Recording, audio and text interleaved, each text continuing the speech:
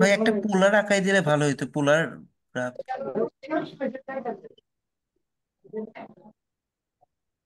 দিয়ে দিতেছে।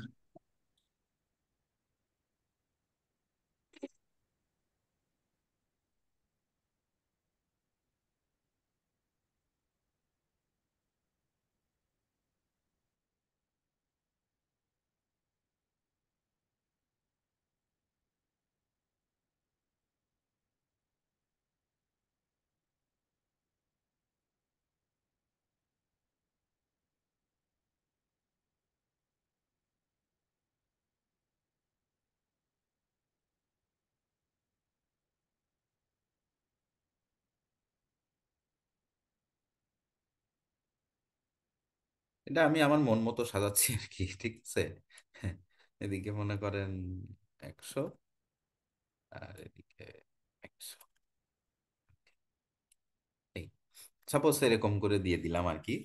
তো এখন আমি যদি এই যে দুইটা কন্ট্রোল চেপে সিলেক্ট করে আমি একসাথে চেঞ্জ করতে পারবো। তো লাইন এন্ড মার্কার, অনেক গ্রাফ দেখবেন একসাথে লাইন এন্ড মার্কার দিয়ে আলাদা করা থাকে, অথবা বিভিন্ন ধরনের লাইন দেওয়া থাকে। তো এই যে এইখানে অনেকগুলো লাইন ধরনের, এখানে 17 টাইপের লাইন আছে। অর্থাৎ একটা প্লটে প্রায় আপনি যদি প্যাটার্ন দিয়ে আলাদা করতে চান, মানে ডটেড লাইন, ড্যাশ লাইন এভাবে দিয়ে দিতে চান, তাহলে 17টা ডাটা একসাথে দিতে পারবেন আর কি। আর এর সাথে যদি মার্কার অ্যাড করেন তাহলে তো কম্বিনেশন আরো হইলো, এখানে অনেকগুলাই আছে, ঠিক আছে। তো এইটা আমি যদি দুইটাই এই দিছি, লাল দিছি, তারপরে আহ, এরকম সার্কুলার আর হচ্ছে স্ট্রেট লাইন আর কি, মানে সলিড লাইন। তো এটা দিলে দেখেন কেমন আসছে। এখন এইখানে তো অনেক ডাটা থাকার ফলে এই যে ডট মানে ডট গুলো বোঝা যাচ্ছে না। তো এটা কি করতে হয়, এখানে স্পার্স মার্কার, স্পার্স মানে কোনটা থেকে কত দূরে থাকবে আর কি, কোন কোন পয়েন্টে সে মার্কার গুলো নিবে। তো আমি এটা যদি 8 দেই তাহলে আরো ইজিলি বোঝা যাবে। এই যে এখন ফাঁকা হয়ে গেছে। এখন কথা হচ্ছে দুইটা তো আলাদা আলাদা ডাটা, মানে একই ধরনের ডাটা বাট দুইটা আলাদা কন্ডিশনের জন্য। তাহলে আমি এটা আলাদা করব কিভাবে? এক করতে পারি কালার দিয়ে, অথবা মনে করেন এটার জন্য আমি স্কোয়ার দিয়ে দিলাম, কালার স্কোয়ার। তাইলে এই যে দুইটা আলাদা হয়ে গেল। তা আলাদা হয়ে গেলে আমার কিন্তু অবশ্যই একটা জিনিস দিতে হয় যেটাকে বলে লিজেন্ড, অর্থাৎ কোনটা কিসের জন্য। তো এটার জন্য হচ্ছে রাইট বাটন ক্লিক করে আমাকে অ্যাড অ্যানোটেশন, অ্যাড অ্যানোটেশন দিয়ে এখানে টেক্সট বক্সের জায়গায় আমি লিজেন্ডে ক্লিক করব। লিজেন্ড যখন ক্লিক করব তখন এই যে এই জিনিসটা চলে আসবে। তো এখানে একটা গেইন, এখানে নাম চেঞ্জ করা যায়, মনে করেন এটা হচ্ছে অন, আর এটা হচ্ছে টু, এমনি দিলাম আর কি 1 2। এবং এগুলোর ফন্ট টন সবই চেঞ্জ করা যায়, এগুলো আর দেখাইলাম না। এই একইভাবে ফন্ট সাইজও চেঞ্জ করা যায়, বড় ছোট করা যায় আর কি, 16 14 18। আচ্ছা, এটা পরে সিলেক্ট হয়ে গেছে, এটা অবশ্যই এইখানে রেখে করতে হয় তাইলে আর কি চেঞ্জ হয়। এই যে 16 আর কি বড় হয়ে গেছে। তো এটা যখনই আমি ডু ইট দিব তখনই এটা চলে আসবে, এবং একটা সুবিধা হচ্ছে এটা যে কোনো জায়গায় সরানো যায়, আপনার সুবিধা মতো আপনি কোন কোনায় দিবেন দিবেন। এখন কিন্তু বোঝা যাবে যে এই ওয়ানের জন্য এটা, টু এর জন্য এটা। তো অনেক পেপারে যখন এরকম ডাটা দেখবেন এটা হচ্ছে আসলে এইভাবে। তো এই ছিল হচ্ছে আহ, একেবারে ডিজাইন থেকে ডাটা নিয়ে তারপর গ্রাফ আঁকা। আরেকটা কি পোলার পোলার প্লট দেখাইতে না? পোলার প্লটের ডাটা তো নেওয়া হয় নাই, একটা নিয়ে দেখি, আগে নিয়ে রাখি।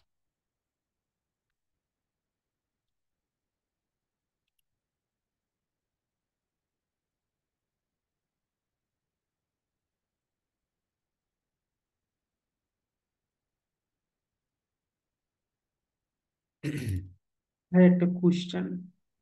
হ্যাঁ, ইম্পিডেন্স কত সেটা আমরা কিভাবে বের করব? ইম্পিডেন্স কত এটা ম্যানুয়ালি বের করতে হয় এডিএস এ আর কি। ও মানে আচ্ছা। ওই যে পিনটা আছে না, এই যে হ্যাঁ। আমি এখানে বলি, এই যে পিনটা আছে না, এই যে এইখানে 50, তো তো আমি যখন এজে রাখবো তখন আর কি এই এই পিনের ইম্পিডেন্স বাড়ায় বাড়ায় দেখতে হয়। এখানে 50-এর জায়গায় 100 200 দিয়ে দিয়ে দেখতে হয় কতর জন্য ভালো আসে। তো যদি মনে কর মনে এইখানে হচ্ছে সাপোজ 220 দিলাম আর কি, এইখানে পিন হ্যাঁ। রেখে ইম্পিডেন্স 220 দিলাম, দেখলাম এস প্যারামিটার খুব সুন্দর আসছে, তার মানে ওইখানটার হচ্ছে 220। আচ্ছা। ঠিক আছে, এখানে আলাদাভাবে করা যায় না। আরেকটা হচ্ছে ক্যালকুলেটর আছে অনলাইনে এখন, অনেক ক্যালকুলেটর আছে যেগুলো থেকে ইজিলি করা যায় আর কি। এইটা মনে হয় সিএসটি তে পাওয়া যায়, মানে ও হ্যাঁ, যেটা প্রশ্ন সিএসটি তে করছে না। দেখায়। হ্যাঁ হ্যাঁ। হ্যাঁ, সিএসটি তে ডিরেক্ট জি দেখা স্যার। যায়, এডিএস এ এটা এটিএস এ দিয়ে হয় না। দেয়, আসে এটা ওই না। যে স্মিথ চার্টে তোমার ওয়ান, যে ওয়ানের লোড আর লাইন সমান হইলে তো ওয়ান হয়। তো ওই যে মিক্সার দেখে বুঝতে দেবপ্রসাদ পারি। যেটা বললো না, 120 দিয়ে যদি দেখো যেটা ওয়ান দিয়ে যায়, তাহলে লোড এই যদি যে একশো এটা বিশ আছে হয়, লাইনও 120 ওইখানে, হইলো। এই আর এখানে কি। স্মিথ চার্ট এই যে এইখানে আছে, এই যে এস প্যারামিটারের যেটা ওইখান থেকে এই যে Smith chart S on on দিলে এটা, যেহেতু এটা ম্যাচিং হয়েছে এই যে অনের কাছাকাছি দিয়ে চলে গেছে আর কি। হ্যাঁ, কাছাকাছি। ঠিক আছে না? ওকে। আচ্ছা, যেটা নিচ্ছিলাম আর কি, কোন ডাটা নিচ্ছিলাম, হ্যাঁ পোলার প্লট। পোলার প্লটের জন্য এই যে পোলার প্লট ডাটা, এটাও ঠিক একইভাবে এক্সপোর্ট করতে হবে, করে ডাউনলোডে পোলার প্লট।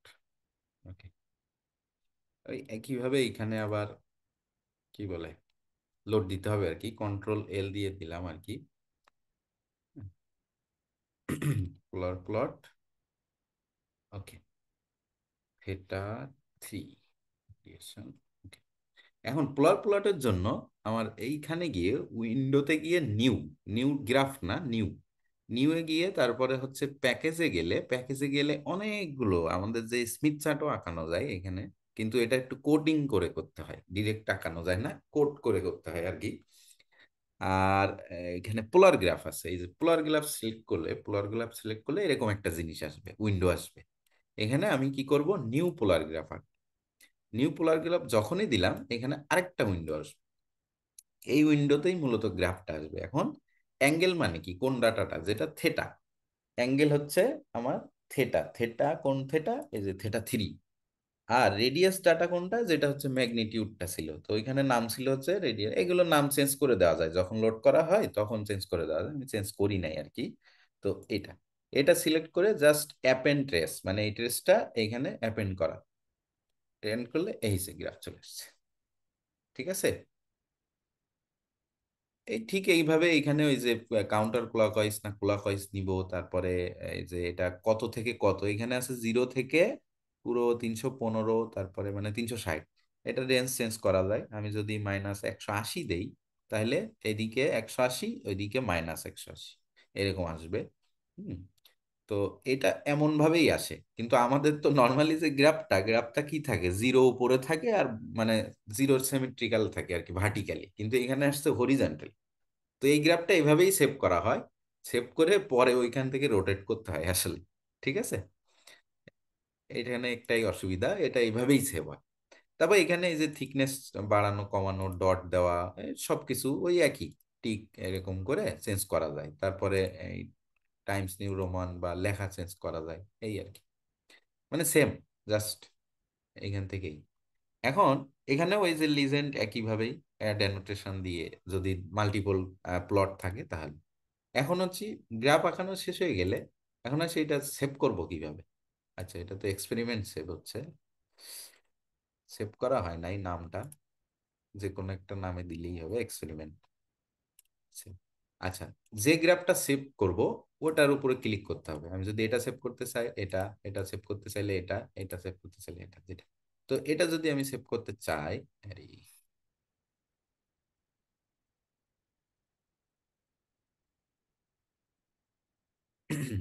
তাহলে আমাকে ফাইলে গিয়ে সেভ গ্রাফিক্স, সেভ গ্রাফিক্সে গেলে এইখানে আমি কোন ফরম্যাটে সেভ করতে চাই সবই আছে, পিডিএফ নাকি পিএনজি, তো নর্মালি পিএনজি ফরম্যাটে সেভ করা যায়। এইখানে আমার অনেকগুলো অপশন আছে, 2x স্ক্রিন, মানে স্ক্রিনে যেমন থাকবে তার থেকে দ্বিগুণ জুম করা যাবে, 8x, 5x, অথবা আদার ডিপিআই। আদার ডিপিআই এ আমার হাজারটা অপশন আছে, হাজারটা বলতে অনেকগুলো অপশন আছে। আমি যে ডিপিআই তে সেভ করতে চাই সেই ডিপিআই তে দিলেই হবে, নর্মালি 300 ডিপিআই ইজ এনাফ। কারণ কি, আমাদের আসলে যে এই ছবিগুলো তো একটা পেপারে করা হয়, মানে আমরা যখন পেপার লিখি তখন তো এই ছবিগুলো ওখানে দেওয়া হয়। তো ওখানে দিলে আহ, মূলত ওয়ার্ডে লিখি আর যেখানেই লিখি, ছবিগুলোর সাইজ বড় হয়ে গেলে আবার পুরো ফাইল ডকুমেন্ট সাইজটাও অনেক বড় হয়ে যায়। তো কনফারেন্স পেপারের ক্ষেত্রে আবার ফাইল ডকুমেন্টের সাইজ দেওয়া থাকে যে ম্যাক্সিমাম 10 MB বা 5 মেগাবাইট। তো এই ক্ষেত্রে কি হয়, আমাকে এমন রেজুলেশন রাখতে হবে যাতে সাইজটাও কম থাকে আবার রেজুলেশনটাও কমে না যায় একেবারে। তো 300 DPI ইজ এনাফ ফর মানে A4 সাইজ, ঠিক আছে। তো 300 DPI দিলে হয় বা 600 DPI, যেটা ইচ্ছা।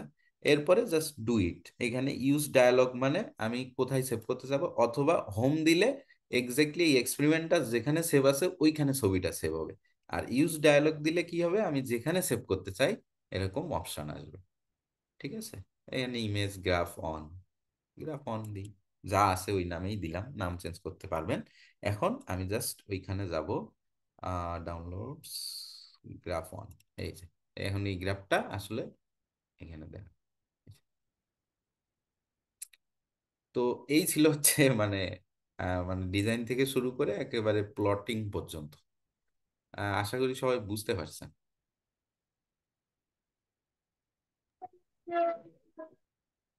কারো কোশ্চেন থাকলে করতে পারেন আর কি।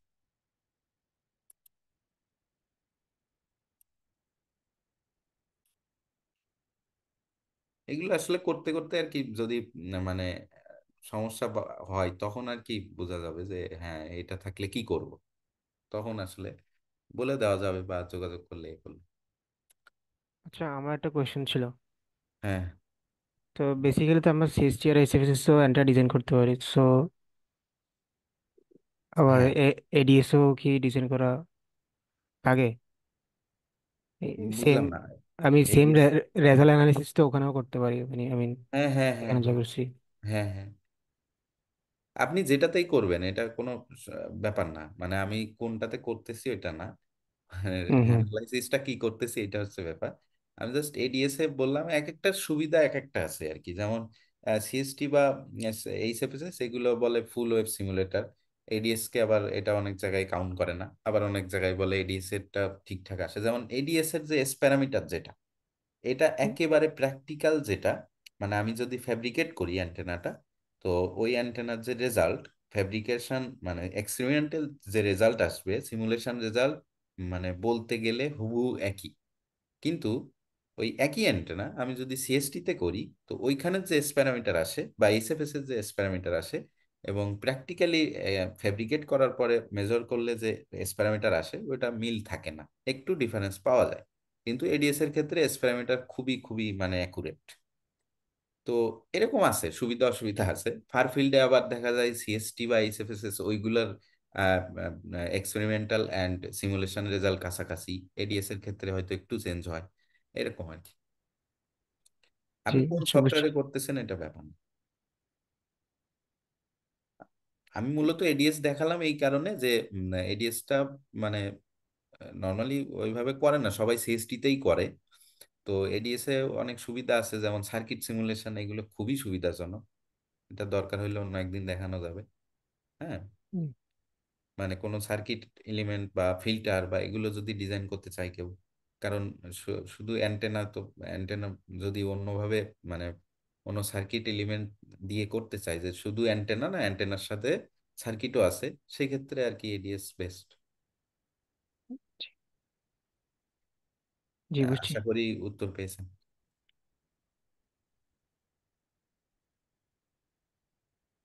ঠিক আছে। হ্যাঁ বুঝছি, মানে সেম ডিজাইন যদি আমি ডিফারেন্ট সফটওয়্যারে করি তাও রেজাল্টটা অনেক ক্ষেত্রে সেম আসবে না। না, আসবে না। আমি আমি স্যার, স্যার কি আছেন না? হ্যাঁ, আছি। তো ওই আজকে যেটা অ্যাকসেপ্ট হলো এটা কি দেখাবো?